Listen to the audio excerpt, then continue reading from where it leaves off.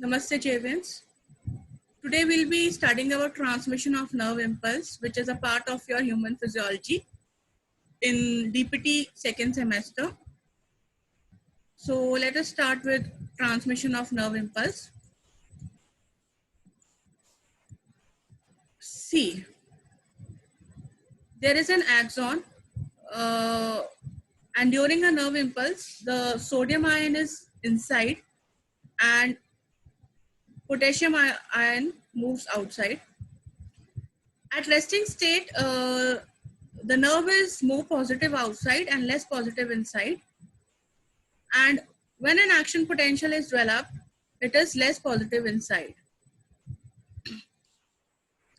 And inside of the nerve becomes depolarized and action potential is generated. And when the potassium ion moves out, inside becomes negative again, leading to more positive outside and less positive inside. The neurons transmit impulses as electrical signals, and these signals pass along the cell surface membrane of the axon as a nerve impulse. But it is not like as the electric current passing down a wire. When at rest, the inside of membrane has negative electrical potential compared to the outside. The difference in potential is called as resting potential and is typically about between minus 70 millivolt to minus 80 millivolt. In resting state, the axon is said to be polarized. Sodium ions and potassium ions are transported across the membrane against the concentration gradients by active transport. The carrier proteins pick up the sodium ions and transport them to the outside.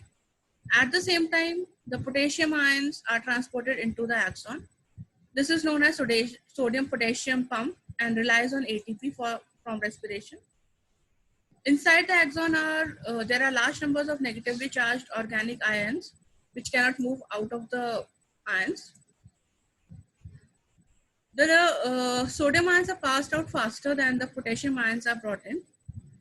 Approx 3 sodium ions leave for every 2 potassium ions that enter. The potassium ions can also diffuse back out quicker than sodium ions can diffuse back in.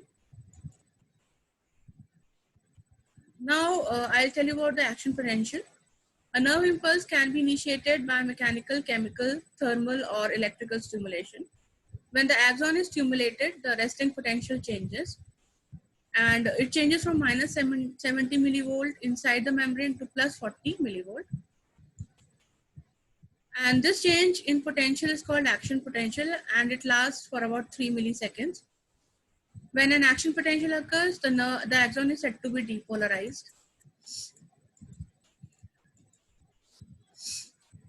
When the membrane depolarizes, changes occur in the membrane to the permeability of both sodium and potassium ions. When the axon is stimulated, channels open its cell surface, which allows sodium ions to pass through it by diffusion. The sodium ions create a positive charge of 40 millivolts inside the membrane, reversing the resting potential and causing the action potential. Next is repolarization. Potassium channels open in the membrane and potassium ions diffuse out along the concentration gradient. This is the start of repolarization.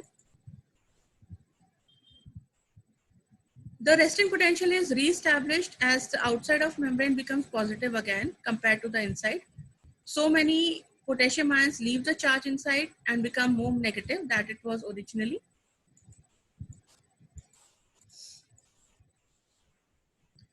The potassium channels close and the sodium-potassium pump starts again. The membrane is once again at its resting potential. In a resting ion, there is a high concentration of sodium ions outside and high concentration of potassium ions inside. So this is all in your transmission of nerve impulse. I hope you understood this session.